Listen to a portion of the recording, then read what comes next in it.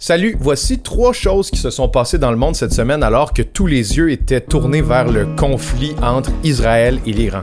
Israël attaque des Gazaouis venus chercher de l'aide humanitaire. Les forces de défense israéliennes ont ouvert le feu sur des personnes venues chercher leur aide humanitaire quotidienne près du corridor de Netzarim, la zone tampon établie par Israël entre le nord et le sud de la bande de Gaza. L'attaque a fait pas moins de 26 victimes et une centaine de blessés. L'ensemble de la population de Gaza court le risque d'une famine généralisée selon l'ONU, alors qu'Israël laisse entrer une aide humanitaire limitée sur le territoire. Depuis son attaque envers l'Iran, Israël a aussi poursuivi ses frappes d'artillerie et de drones sur la bande de Gaza, provoquant des dizaines de morts. Une méga fusée de SpaceX explose lors d'un test.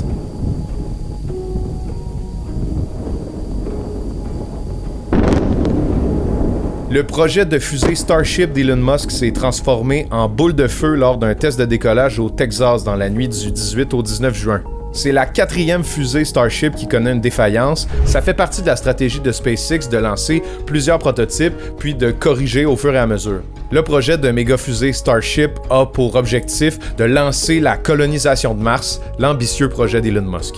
Et l'économie russe serait au bord de la récession. C'est ce qu'a déclaré le ministre de l'économie, Maxime Reshetnikov, lors du Forum économique international de Saint-Pétersbourg, un événement annuel organisé par la Russie pour attirer des investisseurs étrangers. Même si la Russie est frappée par des sanctions internationales depuis les tout débuts de la guerre en Ukraine, sa croissance a été maintenue et le taux de chômage est resté plutôt bas grâce aux nombreuses dépenses en défense faites dans le pays. Mais après 3 ans de guerre, l'économie russe serait sur le bord du gouffre selon le ministre Reshetnikov.